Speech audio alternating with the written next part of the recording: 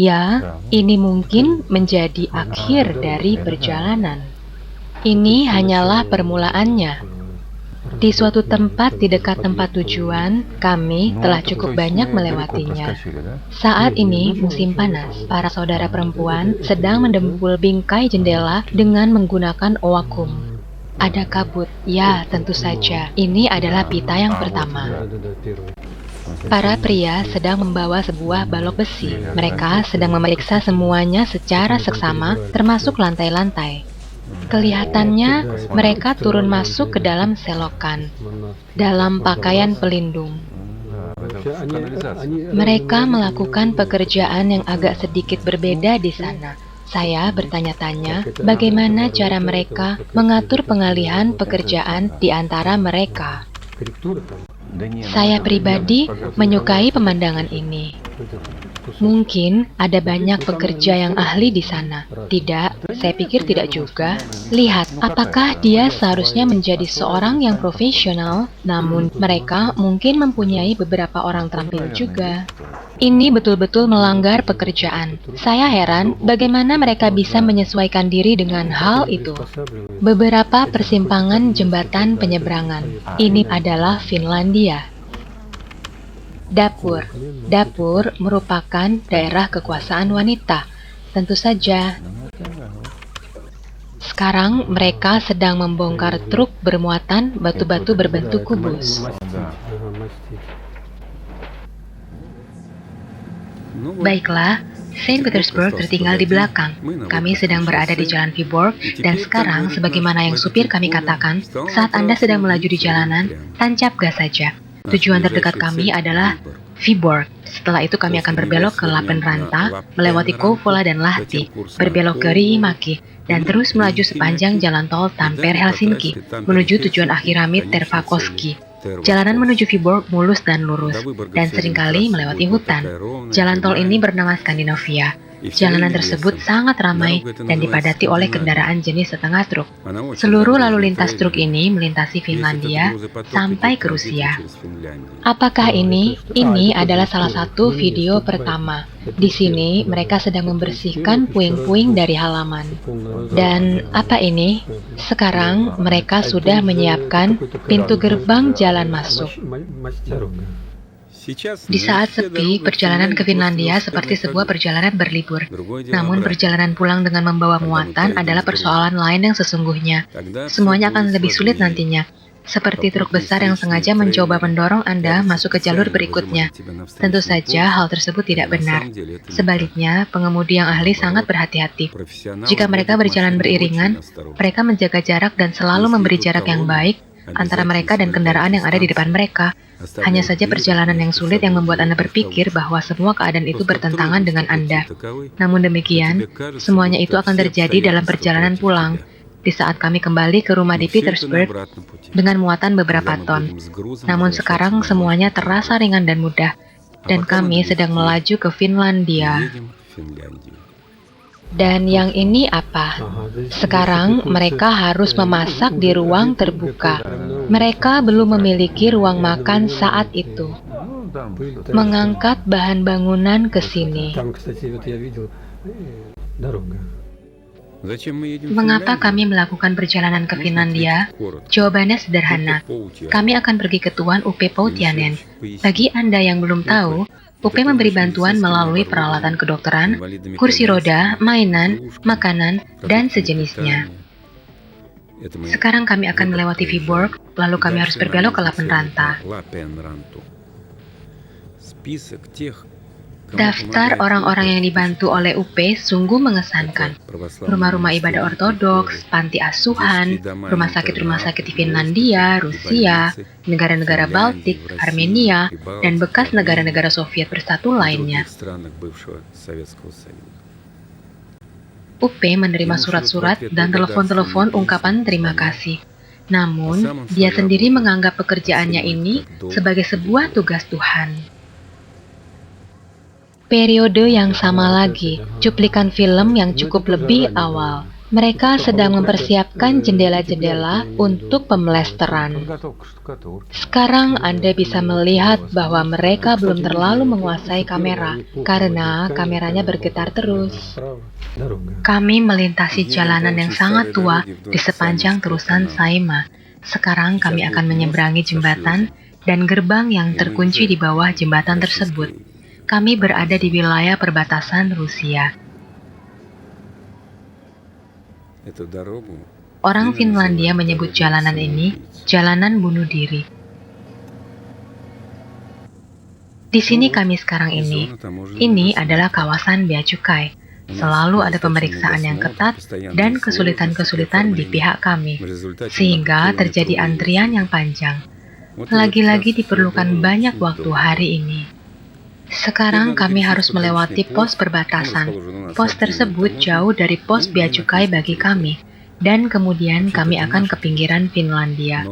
Kami mendekati bea cukai Finlandia. Di pinggiran Finlandia tersebut, perbatasan dan pos bea cukai ada dalam gedung yang sama, dan Anda dapat melewati semua hal-hal yang bersifat resmi secara lebih cepat.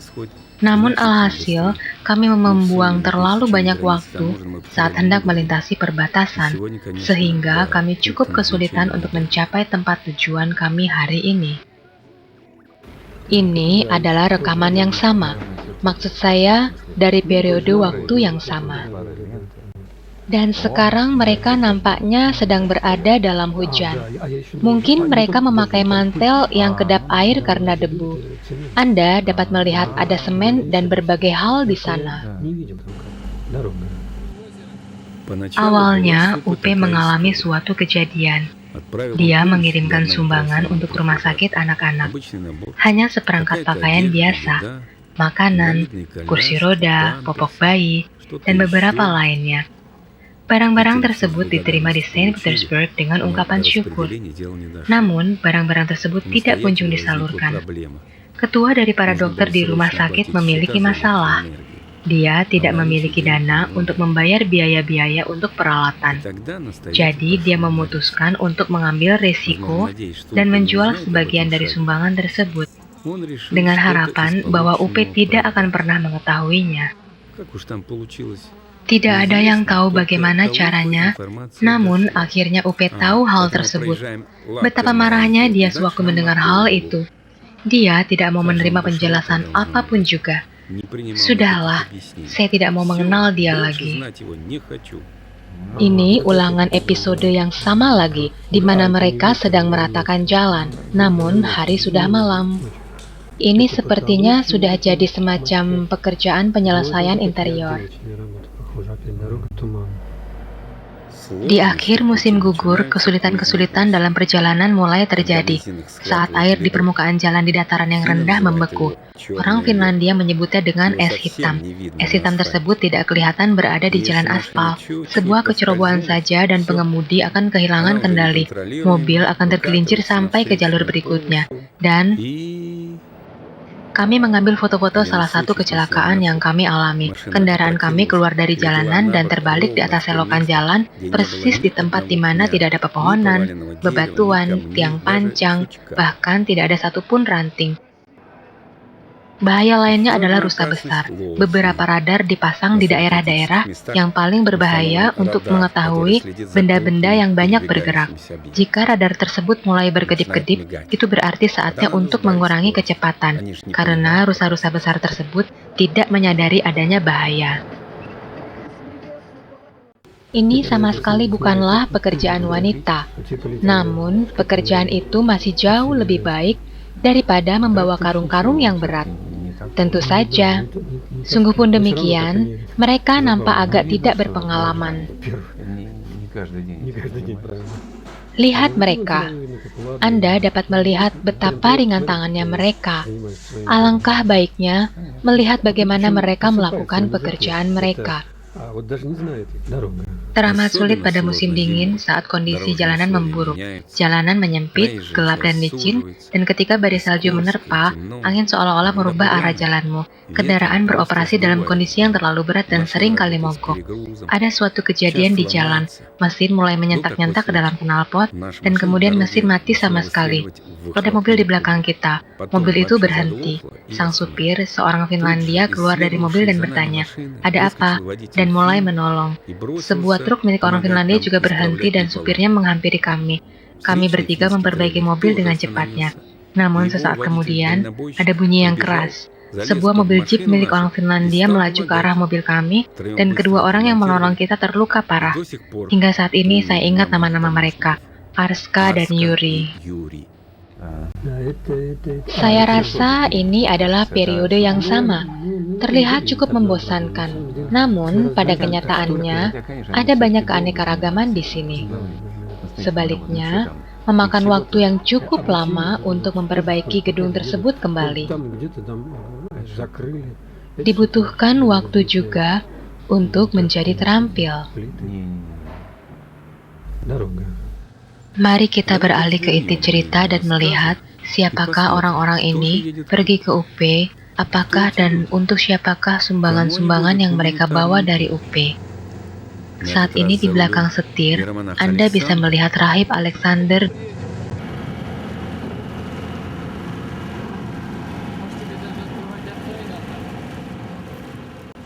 dan Vladislav, seorang penterjemah. Mereka mewakili himpunan ortodoks yang mengurus orang-orang miskin. Perhimpunan itu disebut dengan Perhimpunan Memorial Ortodoks Abestia dan terletak di Saint Petersburg.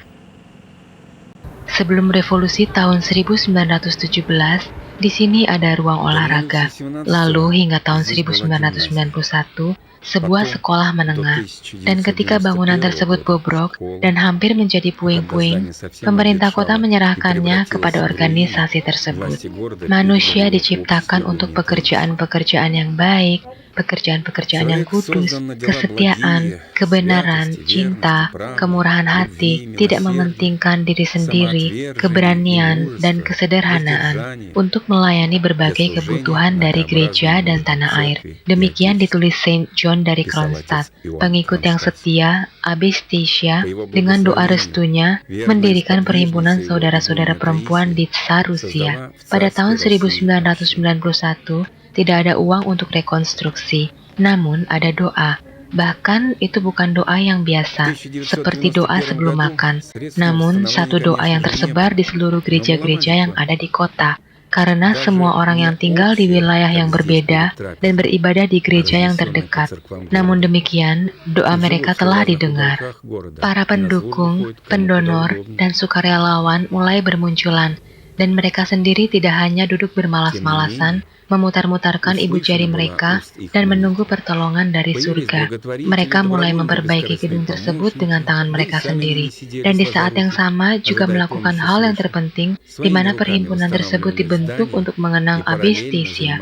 Biarawati yang hidup di masa lampau tersebut mendirikan komunitasnya, membuka sekolah-sekolah, rumah-rumah fakir miskin, panti asuhan, lukisan orang-orang suci, dan tempat untuk pembuatan sulaman emas, dan biara-biara yang dibangun kembali, yang mengikuti gagasan dari Bapak-Bapak suci, yang menegaskan bahwa tidak ada kata, bahkan satu orang Kristen pun yang dapat berhasil, sampai hal tersebut dilakukan.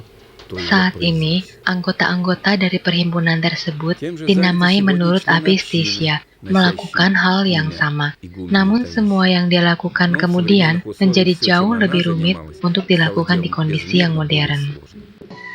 Mari kembali ke jalanan dan UP, atau sedikit beralih ke cerita yang berhubungan dengannya. Kejanggalan, bisa dikatakan demikian. Peristiwa berhikmah tentang pakaian terjadi kepada salah satu pekerja sosial. Dia membawa bantuan kemanusiaan dari UP.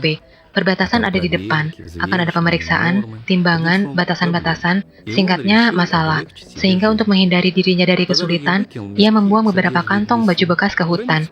Dia melewati perbatasan secara mudah, tanpa ada masalah. Namun sebelum dia mencapai Saint Petersburg, dia mengalami kecelakaan. Supir yang berpengalaman tersebut bertabrakan dengan sebuah truk di siang hari. Dia cukup mujur, karena tetap hidup. Ketika di rumah sakit, dia mulai sadar kembali. Dia terus menyesalinya dan mengatakan, "Saya tahu alasannya, saya tahu alasannya."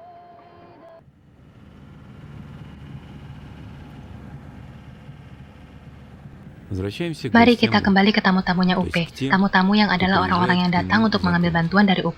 Pada awalnya ada banyak sekali tamu-tamu yang datang. UP menaruh kepercayaan yang mutlak kepada setiap orang yang datang untuk mengambil sumbangan.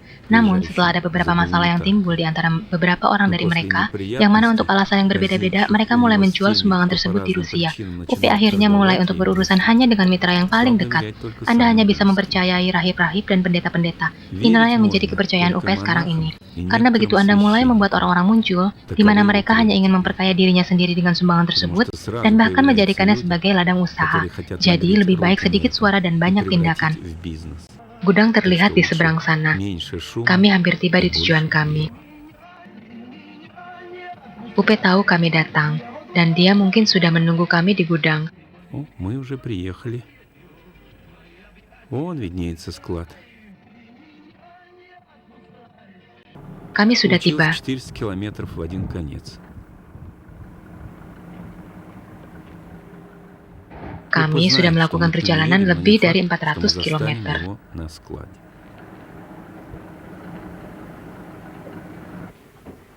Ada sebuah tanda di dinding, jam kerja, Senin sampai dengan Jumat, pukul 9 pagi hingga 4 sore, Sabtu, Minggu, libur.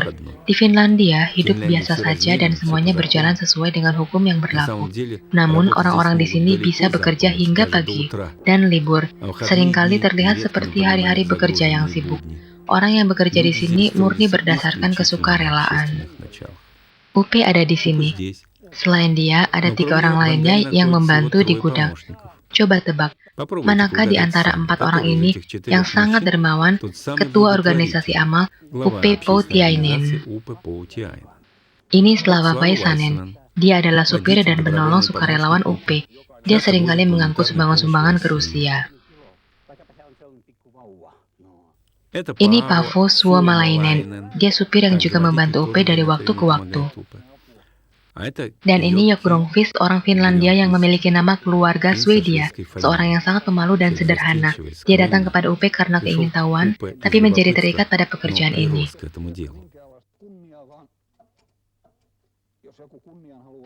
Dan akhirnya kami perkenalkan Upe Poutiainen kepada Anda, penemu dan anggota penuh dari organisasi swasta Suomen Identio yang bisa diterjemahkan ke dalam bahasa Inggris sebagai Bantuan Finlandia kepada Eropa Timur.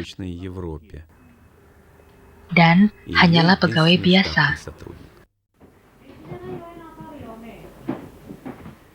Setelah bertugas ketentaraan, Upe bekerja sebagai seorang penjaga di System of Corrections. Dia dinaikkan pangkatnya menjadi wakil pengawas penjara Helsinki. Namun di usianya yang ke-43, dia terpaksa harus pensiun karena didiagnosa mengidap penyakit jantung asma. Sakit dan sesak napas mengharuskan dia untuk memiliki waktu tidur yang semakin meningkat. Pada suatu malam saya mendengar sebuah pertanyaan dalam diri saya. Itu bukanlah sebuah suara, namun ada suatu kesadaran yang jelas akan sebuah pertanyaan yang ditujukan kepada saya. Apakah kamu akan pergi ke tempat di mana aku akan mengutus kamu? Tapi bagaimana dengan penyakit saya ini? Saya berpikir dan beberapa saat kemudian, seolah-olah saya mendengar jawaban pada pikiran saya. Aku akan memberi kamu suatu misi dan kekuatan untuk menanggungnya. Upe sedang dalam masa pemulihan, dan setelah beberapa waktu dia hampir betul-betul sehat. Hal tersebut sangat mengejutkan dokter-dokternya Upe. Kemudian, Upe mulai menjalani kehidupan seorang pensiunan dengan tubuh yang sehat dan melupakan janjinya kepada Tuhan. Hingga suatu hari, di doa malam gereja Rimaki, seorang pendeta berkhotbah tentang janji di mana orang Rusia menemukan jati dirinya sendiri. tentang perang di Войне на Кавказе, Kaukasus, о погромах в tentang Средней kekerasan Азии, di Asia о Tengah, голоде в tentang Молдавии kelaparan di и огромном Moldavia, числе dan tentang беспризорных banyaknya детей на anak-anak улицах tunawisma yang berada российских di городов. jalan-jalan di kota-kota Rusia. После этого я всю ночь Sesudah думал, itu, чем я могу sepanjang помочь malam этим saya людям. berpikir, На bagaimana следующий caranya день я saya dapat решил, membantu буду semua просить orang ini. милостыню. Keesokan harinya, saya Результатом merasakan первой sebuah просьбы было bisikan yang jelas. 150 Mulailah упаковок печенья. beramal. Telepon Это pertama произошло menghasilkan 13 декабря 150 bungkus biskuit. Itu 1994 terjadi года. pada tanggal 13 Desember 1994. Itulah awal mulanya. Hal pertama yang terpikirkan Первое, что ketika Anda приходит в mendengar голову, tentang когда para слышишь dermawan о adalah благотворителях, kekayaan yang это mereka их miliki. личные богатства. Tetapi UP Но bukanlah упоминать semacam seorang спонсора sponsor на богача atau orang yang благотворителя kaya. совсем не похож. Kekayaan pribadinya Его antara личное lain богатство adalah исчисляется uang pensiun bulanan, ежемесячной пенсией, mobil tua yang berumur автомобилем, 25 которому уже tahun, 25 dan лет, rumah и kecil di bagian небольшим barat домиком на Finlandia. западе Финляндии.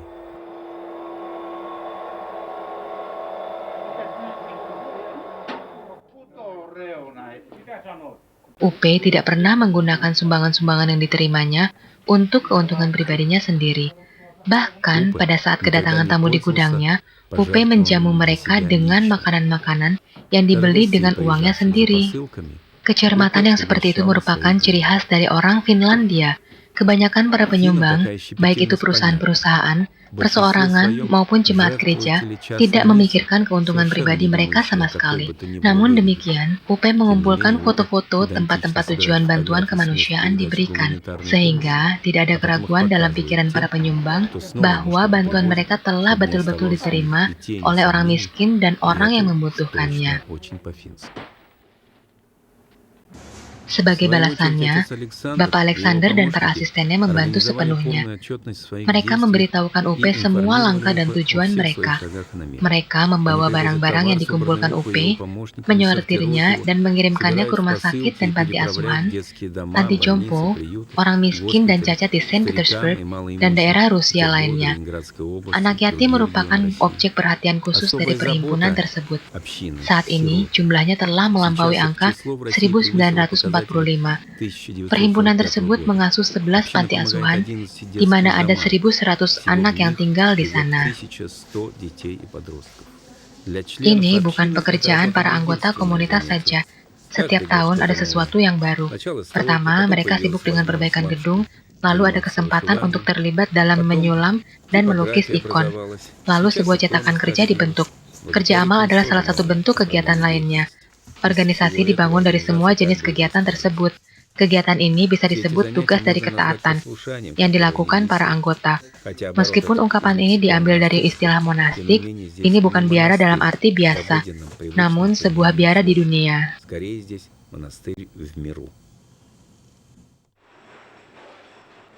Saya rasa tahun pertama yang paling menarik. Ada banyak kesulitan kemudian, tetapi kesulitan seperti yang diketahui mempersatukan orang.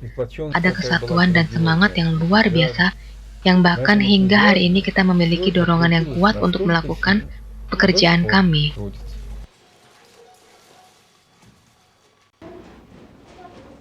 Bagaimana saya bergabung dalam komunitas? Tahun 1998, anak kami jatuh sakit. Dokter mengatakan kondisinya sangat serius. Meskipun saya orang yang tidak beragama, atas saran teman biarawati kami, saya mulai mengurapi anak saya dengan air suci, dan dia segera sembuh. Namun sekitar 3 minggu kemudian, dia ditampung di unit perawatan intensif dengan diagnosa lain. Sambil menangis karena tidak tahu harus berbuat apa, saya menghubungi suami. Dia berkata kepada saya, berdoa. Saya segera ke gereja terdekat, mendekati sebuah ikon. Dalam waktu seminggu, Masya kecil dipindahkan dari unit perawatan intensif ke bangsal. Setelah mendengar tentang serangkaian masalah kami, pendeta kami menyarankan, Anda perlu dibaptis. Sejak dibaptis, kehidupan kami berubah di luar dugaan. Jika melihat ke belakang, saya menyadari betapa besar anugerah Tuhan bagi saya. Sungguh, Dia telah menunggu dan memanggil saya. Saya mengelola perusahaan kecil dengan teman saya. Usaha kami berjalan lancar, tapi saya lelah dengan kesibukan yang tiada hentinya dan uang tidak membawa kesenangan. Teman saya yang percaya kepada Tuhan mengundurkan diri dari perusahaan dan pergi ke gunung untuk bergabung dengan para pertapa. Saya pikir dia hampir saja diselamatkan, namun bagaimana dengan saya? Suatu hari saya membuka Alkitab, mulai membacanya. beribadah ke gereja, pengakuan dan mengambil bagian ekaristi. Saya mulai melihat perubahan dalam diri saya dan menyadari bahwa bukan masalah di mana Anda tinggal, namun apa yang ada dalam Anda, itu yang penting. Tuhan melihat hati Anda, Dia melihat ketulusan hasrat hati Anda, dan memberikan apa yang setiap orang butuhkan. Saya telah menerima apa yang saya cari. Semasa kecil, saya berpikir bahwa Tuhan ada di suatu tempat, dan saya berdoa kepadanya. Dia akan melakukan sesuatu yang baik untuk saya. Terkadang saya mampir ke gereja di hari libur hanya untuk menyalakan sebuah lilin. Itu saja. Namun suatu hari saya merasakan kehadirannya dekat saya. Di satu titik saya tersadar akan adanya penghakiman, dan saya harus memberi pertanggungjawaban atas semua perbuatan buruk saya. Maka saya harus bertobat secepatnya. Pengakuan pertama saya cukup mengejutkan bagi saya. Para imam di gereja berbicara dengan orang-orang, mendengarkan mereka. Sampai pada waktu itu saya tidak pernah melihat orang yang memperlakukan orang lain dengan perhatian dan pengertian yang seperti itu. Demikian juga halnya di sini. Tidak ada gambar ikon di rumah orang tua saya, dan ketika saya merasa tidak enak, saya mendekati jendela dan berdoa ke langit, betul-betul seperti anak kecil. Satu ketika saya menemukan sebuah salib tembaga kecil dan mulai memakainya. Ibu saya memperingatkan saya untuk tidak menunjukkannya kepada siapapun. Mungkin Anda tahu seperti apa rasanya waktu itu. Suami saya seorang ateis. Dia tidak menoleransi kepercayaan saya dan tidak mengizinkan anak-anak saya menganut kepercayaan saya. Jadi saya harus berbeda jalan dengan dia. Sekarang anak saya sudah bertambah besar dan hidup terpisah. Mereka tidak membutuhkan saya lagi seperti dulu. Saya selalu mengunjungi mereka, dan mereka juga mengunjungi dan membantu di komunitas kami.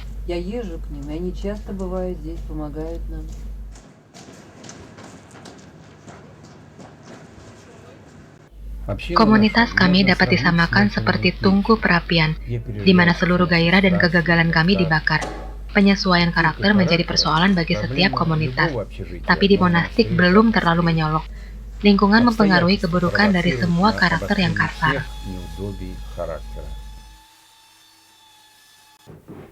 Secara bergurau, UP menyebut gudangnya sebuah monastri, tetapi kemudian ia kembali sendirian, dan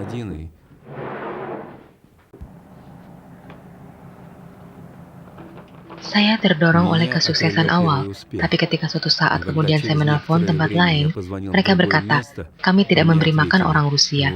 Banyak orang Finlandia memiliki sikap negatif kepada orang Rusia. Hal tersebut disebabkan sejarah di masa lampau. Saya mulai berpikir, apa yang harus dilakukan? Bagaimana cara meyakinkan orang, setidaknya untuk tidak membuang makanan yang bahkan belum kadaluarsa, tapi hanya label kemasannya saja yang rusak. Dengan pertolongan Tuhan, pekerjaan diawali dengan baik. Garasi saya penuh dengan barang, lalu ruang tamu saya juga dipenuhi barang. Dan saat saya harus mengatakan kepada anak-anak saya, berputar dengan hati-hati, supaya gandum hitam kering tidak hancur, saya harus mulai mencari sebuah gudang. Tak lama lagi, kegiatannya berkembang menjadi usaha yang berskala besar. Pada tahun 1994, dia mendirikan organisasi kemanusiaan Suomen Idantio OP yang bertempat di sebuah gudang berukuran 800 meter persegi di kota kecil Tervakoski. Saat ini rata-rata 8 van dan truk muatan sumbangan yang dikirim ke daerah timur tiap minggunya. 80% diantaranya adalah produk makanan dan sisanya pakaian, item higienis, dan peralatan medis.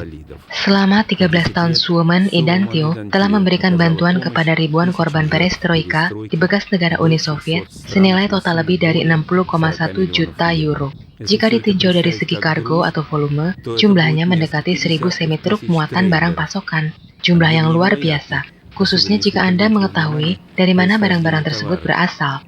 Semua barang tersebut berasal dari sumbangan dari berbagai perusahaan dan individu.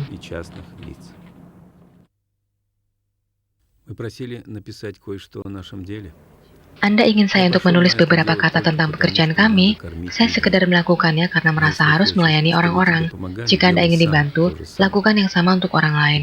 Muncul kemudian kesempatan untuk membawa muatan dari Finlandia. Jelas kami seperti anak kecil, dan kami telah dan masih harus berjuang dengan pikiran dan kelemahan kami. Ini adalah kumpulan dari surat-surat Bapak Alexander yang berisi jawaban atas pertanyaan kami selama pembuatan film. Rahib Alexander dibesarkan di sebuah keluarga Soviet biasa yang tidak bertuhan, bersekolah, menjalani ketentaraan, dan tidak memikirkan tentang kerahiban sama sekali. Saat tiba-tiba, Bapak Alexander tidak memberitahukan kami bagaimana kejadiannya dia menjadi seorang rahib. Toh kamu tidak akan mempercayainya, katanya. Dia mendapatkan pendidikan tertingginya di Seminari Teologi Moskow, di Monasteri Holy Trinity, Saint Sergius. Rahib seperti seorang prajurit. Dia pergi kemana dia disuruh pergi. Dia melayani di Monasteri Valam selama beberapa tahun. Lalu dia mendapat tugas ketaatan. Pembangunan gereja di Saint Petersburg, pinggiran kota Pargolovo, dan kemudian dia ditunjuk hierarki untuk melanjutkan pelayanan di Saint Petersburg. Saya tidak melihat sesuatu yang unik pada UP, lanjut Bapak Alexander. Dia memperjuangkan pandangannya seperti halnya kami juga. Tentu saja kami cukup ketinggalan jauh dari dia. Dia sangat dermawan, menutupi kelemahan-kelemahan, dan lebih berhasil lagi dalam melawan hawa nafsu. Namun demikian, usaha UP bisa saja gagal tanpa adanya para dermawan yang memberinya segala sesuatu untuk kemudian diteruskan kepada kami. UP berjasa dalam mengumpulkan orang-orang Finlandia dan membuat mereka bermurah hati seperti UP. Nampaknya seluruh Finlandia mengambil bagian dalam pekerjaan ini, sehingga gerakan amal ini seperti kehadiran Kristus di bumi dan pemeliharaannya untuk kaum miskin. Orang Finlandia pantas untuk dihargai. Mereka baik, suka kebersihan, peduli orang lain. Itu dapat terlihat dari cara mereka menyiapkan baju-baju bekas yang akan dikirim, mencucinya dengan seksama, dan membungkusnya dengan rapi. Tapi sebenarnya masyarakat kami tidak membutuhkannya lagi. Itulah mengapa beberapa supir membuangnya ke hutan dalam perjalanan mereka kembali. Sayang sekali. Meskipun demikian, orang Finlandia tetap membawa barang-barang mereka secara teratur. Saya akui, saya sering mengalami waktu yang sulit dan tidak ada keyakinan diri dikarenakan gereja dan status saya tidak sejalan dengan perjalanan ini. Namun selalu terjadi sebaliknya. Orang menjadi lebih baik, lebih berpengertian dan bertoleransi, atau setidaknya rasa ketidakpercayaan lenyap. Gereja tidak sia-sia mendoakan para penguasa. Mereka benar-benar membantu kami. Dalam perjalanan Anda bisa melihat orang, sikap mereka terhadap gereja terlihat lebih jelas. Seluruh khotbah Injil tercakup dalam pekerjaan yang sulit, dari membawa dan membagikan bantuan kemanusiaan kepada orang-orang yang membutuhkan. Sungguh pekerjaan yang berguna. Ibadah penyembahan dilakukan di gereja, dan di saat yang bersamaan, Kristus memelihara para fakir miskin.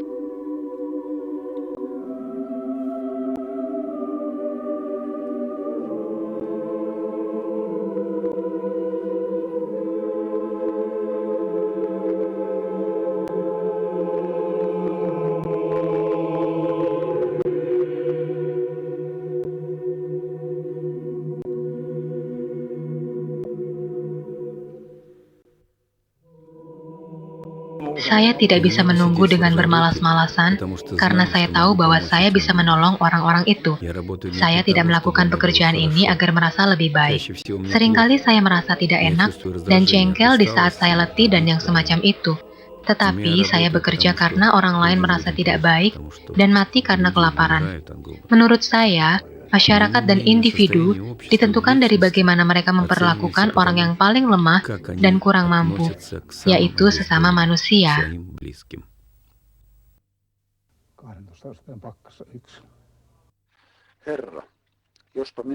Tuhanku, seandainya saja kasih-Mu dapat terlihat dalamku, seperti kemarahan dan kepahitan bersinar melalui mereka yang membenci-Mu.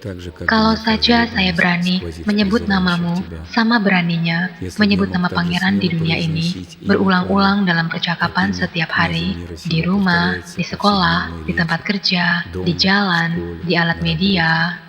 Tuhanku, saya ingin menceritakan tentang Engkau tanpa rasa takut dan dengan semangat yang sama pada saat teman-teman saya yang menceritakan tentang hobi-hobi mereka, teater, konser, pameran seni, tenis, golf, balap kuda. Tuhanku, kalau saja saya punya pengorbanan diri dan semangat yang sama dengan seorang pemabuk yang menghabiskan waktu sepanjang malam, duduk di bar setempat, dan membawa semua penghasilannya ke sana, bahkan meminjam uang untuk dapat melaksanakan pelayanannya.